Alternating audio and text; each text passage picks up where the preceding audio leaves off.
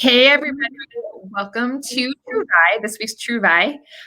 This is a space for our collector followers to come and access relevant and quality travel content in a laid, fun-back setting, despite however cold and gross it is wherever you are and all the things that we are dealing with weather-wise and everything else right now. We invite you guys all in to come and enjoy and just have a little respite with us. So let me do some quick introductions. Again, this is True Vi. I got to use our banners, guys. They're so pretty. I am Emily from Signpost Destinations, and along with me are my lovely and gorgeous and talented co-hosts. We've got Chelsea, Anywhere, Everywhere Travel. Hey, guys. And Beth at Tapestry Travel. Hey, everybody. And today we're going to turn it over to Chelsea because so 2 weeks ago, Beth presented on Spain, and last week I presented on the Virgin Islands. And now it's Chelsea's up. It's her turn. She's going to teach us all about Scotland. I'm so excited. I'm so excited. Although I feel like maybe we should have swapped. I think people needed to hear about the Virgin Islands this week. The snow. It's so cold. That is true. It's been nice to see everybody's tropical pictures across their feeds. So I wore my Key West shirt today. there you go. Oh, yeah. I got to show mine. Yeah, I love this. I got to show the girls. I told them I got this t-shirt and I'm obsessed. And it's so true because it's like every morning I'm just counting down the days until the next one, right? Ooh, I know. I've got just under 6 weeks. Oh my God. I'm so excited. I do want to apologize before we start, guys. I know Emily and myself both have my husband and family is all upstairs trying to stay quiet because of snow days and the like. So kids, dogs, all of that is around. We're just three normal ladies. Yeah. Okay. Right. I'm going to go ahead and let me get this pulled up here real quick before I start sharing.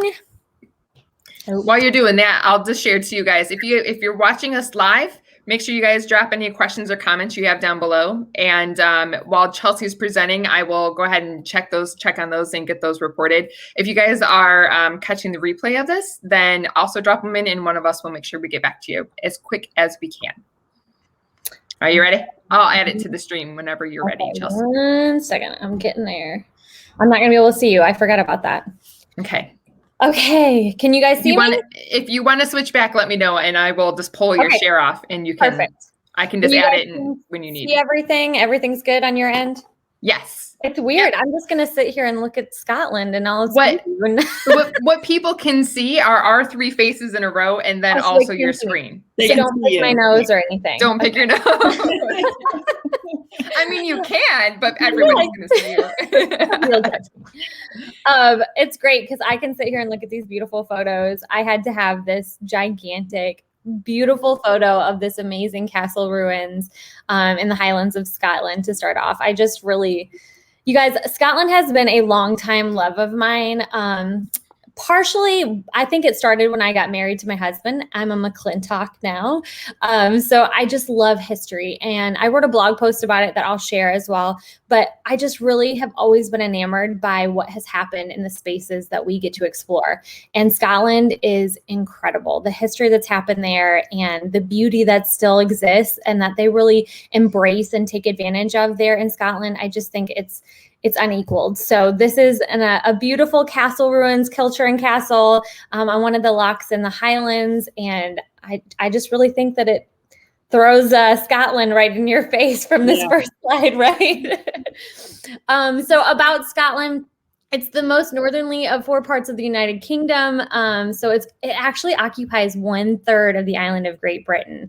So I think a lot of times we think about Great Britain and we're at London and all of those, amazing areas, but it's such a huge part of Great Britain. And I think it's incredible. So what is Scotland known for? These are the things you guys know that it's known for, right? Is whiskey, which I'm not going to deny that. I love me some good Scotch whiskey. The castles that are everywhere, castles that are still running and museums and all sorts of beautiful castles around. But also the castles, like you saw, the ruins that they leave up and are just absolutely stunning on those landscapes. The Loch Ness Monster, my kids love loved talking about Nessie and learning a little bit about her and how beautiful that loch is. Also known for bagpipes, the beautiful sounds of the bagpipes, and of course, those stunning landscapes. So how beautiful is this amazing landscape down here? I mean, really. It's breathtaking. It is absolutely gorgeous. And I love the cities as well. So not only do you see the breathtaking moors and lochs and all of that in Scotland, but also the cities embrace their history and really honor what a beautiful land they come from and use that. So I've got a dog whining already, you guys. So we're going to start with Edinburgh. So this is the capital city. And I love this photo because, like I was telling you, they really embrace their history, right? There's such incredible architecture in Edinburgh and just an incredible history, but also new and vibrant city. So while you see these awesome historical buildings, the Edinburgh Castle is towering over the gorgeous city. It's also known for what's new, right? So Scotland embraces the past, but is also ushering the way for the future. So there's a really vibrant art and culture scene. There's a huge festival. It's actually the largest art festival in the world, is held in Edinburgh in August, and it's called the Fringe Festival, the Arts Fringe Festival. And they have everything from incredible galleries to you also have incredible theater, and people come from all over the world to go to that. Now, I will say this year, they're still kind of on the fence whether that's going to happen or not. But maybe in 2022, if you are looking to go to an awesome arts festival, that would be the one to look into. As well as honoring their past, but also looking to the future. There are 4 Michelin-starred restaurants in Edinburgh alone. So amazing restaurants. There's one, actually, my girlfriends all sent me a message recently. I don't know if y'all are fans of Outlander, but it's been a huge thing that has swept the nation recently. Right? Jamie or a Duke? I mean, we all need something to dream about, right? We're all stuck inside. It's cold. But anyways, so recently they came out with a show called Men in Kilts. It actually came out on Sunday. Of course, I've already seen it. I watched it. It was awesome. So excited. But I thought it was really cool because these restaurants, my husband's a chef. These are restaurants we've wanted to go to for a really long time. And the kitchen is run by Chef Tom Kitchens. And he is a world-renowned chef. And it was so cool that they highlighted his restaurant. I love exactly how they highlighted it on the show as well, because they talk about the seafood of the region. So a lot of times we think of Scotland as heavy, really dark foods, you're thinking like meat and potatoes, but there's such a beautiful region of gorgeous waters where all this fresh seafood is coming from. And in the show, they talked about beautiful things like haggis and the things that, they're known for in Scotland, but also this fresh seafood is coming right out of the water. So he made some incredible dishes that I can't wait to try. But like I said, it's modern, but with the pride for its past. So one of the things that I love about Edinburgh is the Prince Street Gardens. There is a beautiful garden. It's almost like their answer to Central Park in New York, right? Except for Central Park came later. But it was made from the lochs. So there used to be a giant loch. And instead of filling that in with new buildings and making the city, even more congested than it is, they made it into this gorgeous park. And so it's a beautiful little place to get away from the city, maybe pack a picnic and go sit in the grass and really just enjoy the view of the castle and of the city and, try some of that local food. So yeah, let's move on. Can you even with this photo? Oh my gosh. That's amazing. Yeah, this is the Glenfinnan Viaduct, and if you've ever seen Harry Potter, you've seen this bridge. But it's also just been such an amazing photographer's playground, this area. If you look on Google for pictures of this, there are some of the most stunning photos. And right there atop this beautiful viaduct is one of the most amazing trains I have ever seen. It's called the Royal Scotsman. So when we go to Scotland in the near future, this is on my bucket list. This train was officially christened the Royal Scotsman in 2007. It has been running since about the 80s, but they did all sorts of updates and beautiful new cars in 2007. It is a Belmond train. So it's a super beautiful high-end luxury train. So you're not just going to go sit in a rickety car and look out these dusty windows to see the sights of the Scottish Highlands. You get to see an incredible view out those beautiful windows. There's a full spa on board this train. Oh my gosh. Yeah, there's a full spa. There's It's a Belmond. Yeah, it is Belmond, exactly. And actually for people who don't know, Belmond is most famous for the Venice Orient Express. So if that gives people any idea, I mean, that's their highest level, but if it gives any, people an idea of what this train's like, it's a Belmond. It's absolutely stunning. I really, even if it's not something that's on your bucket list like it is mine, just go and look up the Royal Scotsman and see the images. It's absolutely stunning. They have tons of different itineraries. The three largest are the Highlands tour, where you're coming up through these beautiful sites just like this over the Glenfinnan Viaduct. There's also whiskey tours, which is what I would love to partake in. And then they also have a western part of Scotland scenic tour, which is just as beautiful. It's so stunning. And like I said, the spa and dining on board, as well as luxury accommodations. So Belmond is known for their accommodations, for their attention to every detail. And this train maybe sets one of their highest standards. Obviously not the Orient Express, but very, very close. So I have to tell you guys, I love to listen to sleep stories on the Calm app when I go to sleep at night. I don't know if you guys know about that. Yes, it's grown up being read to. Like, it's fantastic. And my favorite thing is they have all of the best trains in the world, and they have a story on each one of them. So they have a story on the Royal Scotsman. You have to go listen to it. Ooh, I awesome. do. I've only heard the Matthew McConaughey story. So he has one on the Calm app where he'll talk to you as you go to sleep. So, but and who doesn't like McConaughey talking to you when you go to sleep, right? Exactly. So now I think we need to get Sam Hugan on that one. Oh, I know. That would be great. Okay. I mean, if we're talking about Scotland, we might as well talk about Sam Hugan. So. I mean, it is so funny how that has taken over, and I think it's amazing because what they've done for that region is incredible. They have all sorts of Outlander tours and everything like that in Scotland as well. But I think people are really embracing the beauty of Scotland and not just, the show. Right. And so they're really going to see, because that show showed so much of how gorgeous it is there. And I think they did a really good job. So speaking of which, explore the Highlands. So the Highlands is a place that I think would be incredible to take your family. That's part of the reason that we are so interested in going as a family. Just such a gorgeous place, especially right now with COVID going on and people trying to find wide open spaces. Is there anything more wide open than the Highlands? I don't think so. There's an amazing route that goes through the Highlands where you can drive your own car. I think it's a great idea to rent a car and go for a drive and maybe get a little bit lost. It really is just a beautiful place. Tons of land formations, lochs for days. So they call all of their lakes lochs in Scotland. I think we should just all adopt that, right? I love it. All be lochs. I don't know. Up here in Michigan, we might have something to say about that. But. Yeah, we're true Michiganders, but Loch, Michigan, I don't know. It just sounds better, right? It's true. But you can obviously go and see where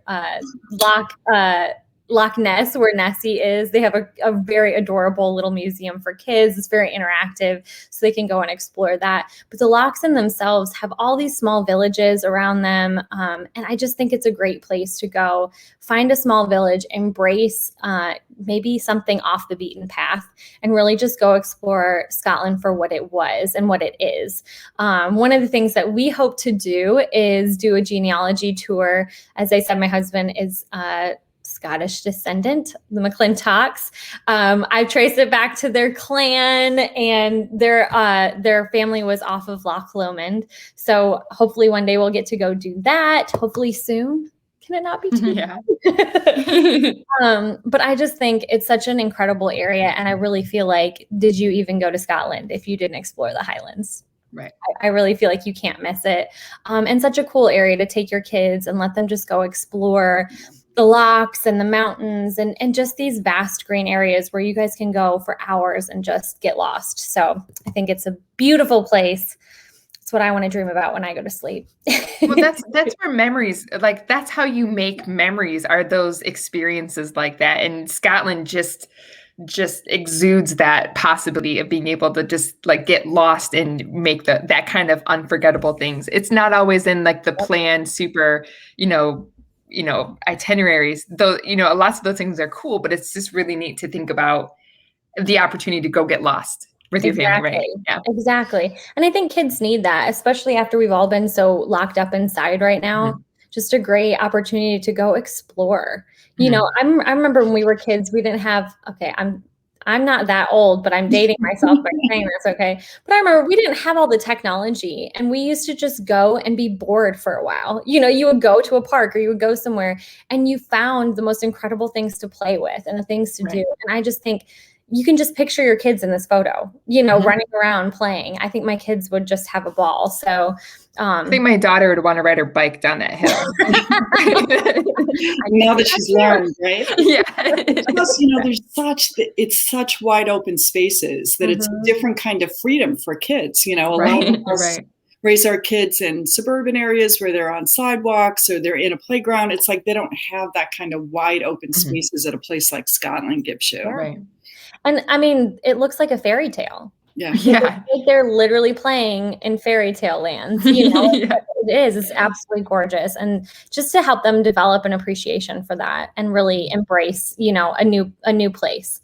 So I think the Highlands are tip top of my list. So I have Sip a Wee Dram here. One of our favorite things, my husband and I, is to try new whiskeys. Obviously, we live in Tennessee, so we love us some bourbon and some American whiskeys, but we also love Scotch whiskey. So there are 120 whiskey distilleries spread across Scotland. So those are aging way, way back to the brand new. 120 though. I think it's incredible. It's a great place to go if you are a whiskey connoisseur. Maybe you think that you're in Kentucky and nothing can get better. But I challenge you to try something new. What's cool about the different whiskey distilleries is that each area has a different flavor profile. So you're going to try one from one area and it's going to taste different based on the soil, based on the water, based on all the different components of where that whiskey is. Obviously, you have your famous distillers like Glenfiddich and Macallan, and they're great. And I absolutely encourage you to go see those places and view the history. The tours look incredible. But I also encourage you to try something new. So there's a lot of new distillers coming up in Scotland, and they're doing great things. And I really encourage you to go try one of those. So we can set up a great whiskey tour where you can kind of get them all in there, you try them all. And that was another thing they did on Men in Kilts. They went to a couple different whiskey distilleries. It was funny because I was making this whole presentation talking about my favorite things, and they went and they covered a few of them on that show. And I was like, yes. Right there. Yeah, they were right there. Thank you for the support, Sam. I really appreciate it. Yeah, they went to this actual whiskey distillery. So yeah, it's really great. But what a gorgeous place. And what a cool way to go explore these smaller regions where maybe there's not something, vast of interest. You can go and stay in a small little village and visit their local whiskey distillery and have maybe a few wee drams. So the last thing I'm going to talk about is what to eat. Obviously, it's the most important. So we're going to save the best for last. Yeah. So as with everything that I've talked about is appreciating the past of Scotland, but also looking at the future. It's the exact same thing with our food, right? So I want you to eat at one of the 4 Michelin-starred restaurants in Edinburgh. So the kitchen is obviously my suggestion just because we followed him forever, but there's 4 different ones. And there's also other amazing restaurants across Scotland, other Michelin-starred restaurants as well. So go explore, go figure out what you want to try, what is new, what's amazing, but also try something local.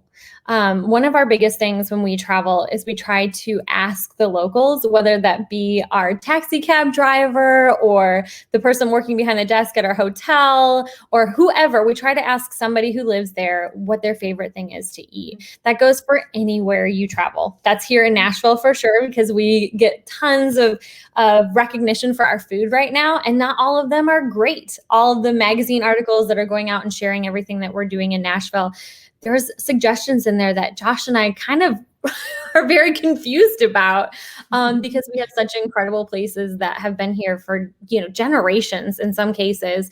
And, we want to make sure that you eat the best food. So that goes for anywhere you go, anywhere you travel, try something local, experience something new. Haggis is a very well-known dish in Scotland. It may not sound very appetizing to you, but I encourage you to try it. Try it wherever you go. See if it's something that you absolutely hate or something that maybe you love. I've been pleasantly surprised by food that I thought I would hate in the past and became one of my favorites. And then also appreciate places off the beaten path. So there's many little pubs all over Scotland. And like I said, in these small villages and towns where you can go and really have amazing local cuisine that has been there for a long time, and a local will point you to the right direction. So make sure that you're traveling off the beaten path and not only visiting Michelin-starred restaurants when you're in Edinburgh or anywhere else in Scotland. So look at that beautiful photo. Oh my gosh. Wow. I wrote this because this is the reasons that I love Scotland. They are authentic. They are proud, beautiful, and strong people. One of the biggest things that I have found in all of my research and in talking to people and hearing about Scotland is how absolutely welcoming they are. They're so happy that you're there to embrace their past and their future, and that you're just there to be a friend. And so I really encourage you guys to go to Scotland. If you get a chance, take your family. Don't have it be just, oh, we're worried about taking our kids. Take your kids, let them experience a different culture and see something absolutely stunning and beautiful. It changed me when I traveled as a young kid, and it could be an amazing thing that your children have for the rest of their lives. Those memories, like Emily said, are everything. And go see this like if it's just to go see this, it's worth it to travel there just to see this one view, right? It's just stunning. So okay, I don't know the name of it. I'm going to have to find it for you. So for my creative friends that are either on this or are going to watch it, there is a town in the Highlands that is considered the craftiest town in the world. Really? So all modern, and the whole thing is just, I'll get the name. So a friend of mine that lives in England had said, like, that's on the list for her and I to do together because we're both creative. And so the whole town is just like little shops and workshops and studios. And that's the whole town is just, and it's traditional arts and modern arts. So that's amazing. Yeah, you never know who you're going to find in these places. Yeah, there's such a huge art community up there.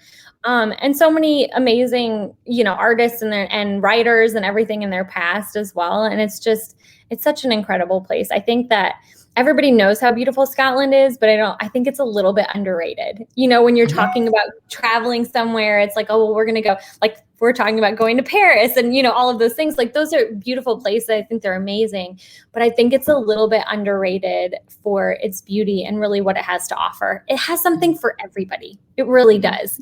And things that you didn't even know that you needed. Right. It really is.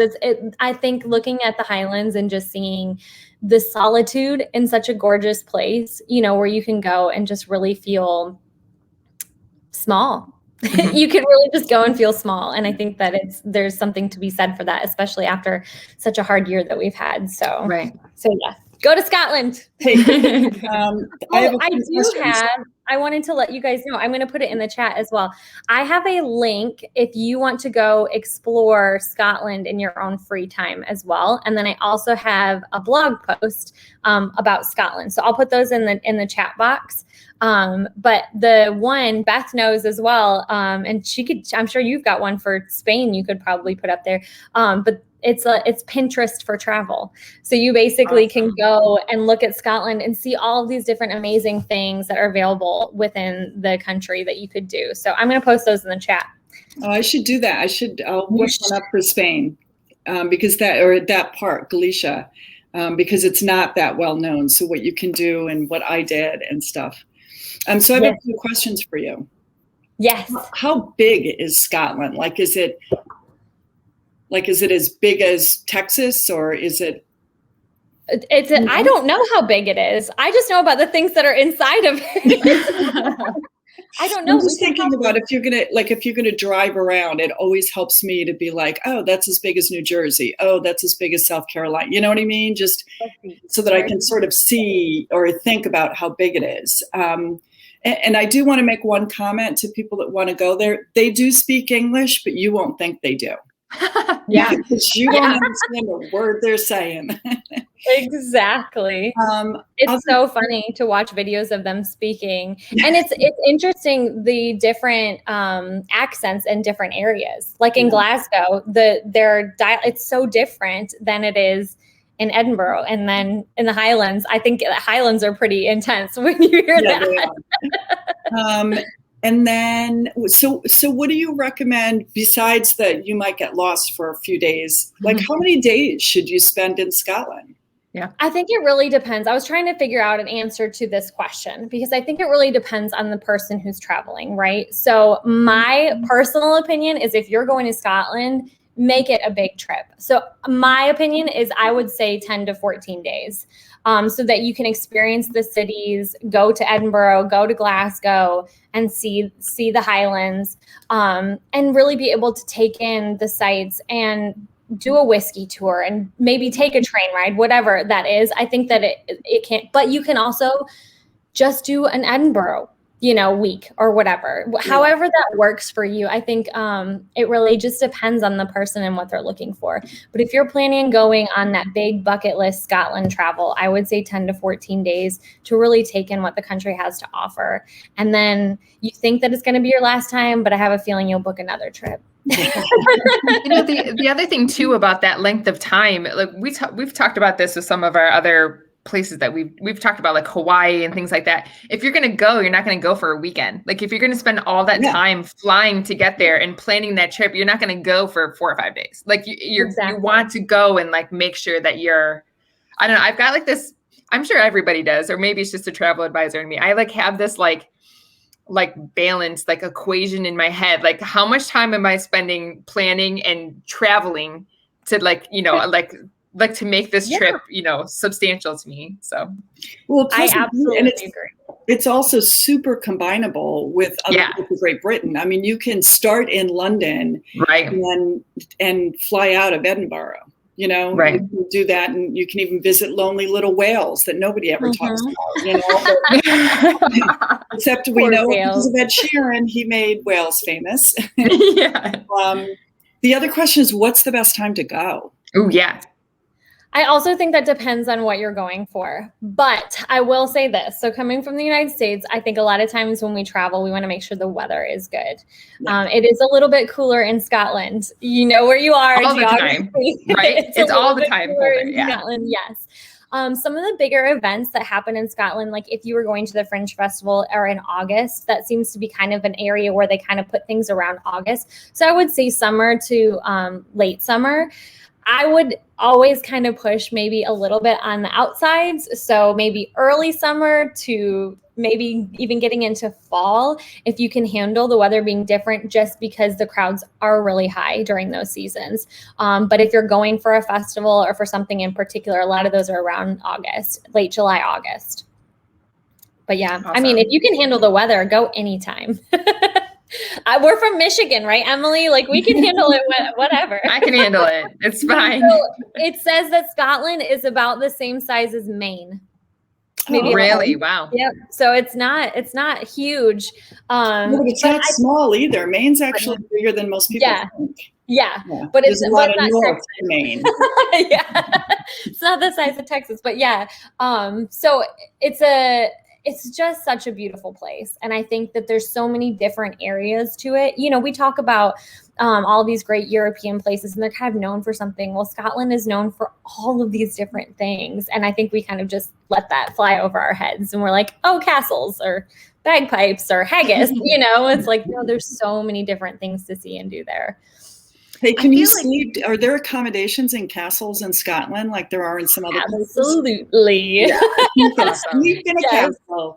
Queen for a night. Exactly. Done and done. All right. Yeah, that's one of the things on that link that I just sent are different accommodations that you can find. There's incredible things. Like I was telling Beth, one of my favorite things that I found on there was that you can go and hang out with Scottish hunting dogs for the day or like see the Highland cows and like go spend time with them. I'm like, I know it's an animal thing. I love me some animals, but like all these really cool, smaller experiences that you can't find on Google. You know, that's what we're here for as travel advisors, is to find those amazing accommodations or really cool experiences with Michelin-starred chefs.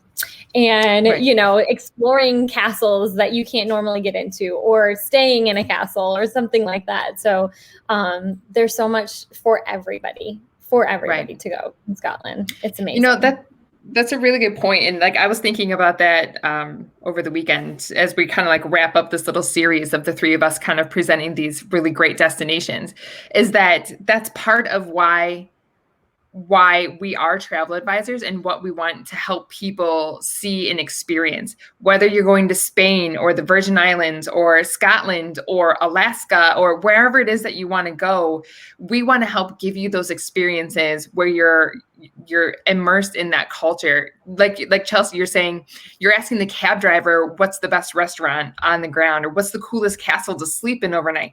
Like, we want you to have those experiences, not some cookie cutter. I'm going to go to Scotland. I'm going to stay here in Edinburgh for, you know, a week and I'm going to do Sheraton. Right. I'm going to stay at the Sheraton. Like, that's so boring. People have done that. Like, that's bland. That's not what we're here to do. Like, we want you guys to go and have these amazing, incredible, unforgettable experiences with whoever your people are that you travel with. Or if you're traveling by yourself, like you deserve to have that kind of experience when you go and that you're getting the most out of that. So that's what we do. Like, that's what we preach. That's what we're here for. So that's why we chose this job. Right. I think one of the things that we've talked about in the past, maybe just with the three of us, is that we really are here for travelers, not just tourists. Right. So we are here to help the person that really wants to immerse themselves, as opposed to just the person that wants to stop through, you know, and like, I'll take the Cliff Notes version. Like, we want you to be just check the boxes. And whatever that looks like for you. A note to my fellow female solo travelers: Scotland is super safe. Oh, good. Super safe.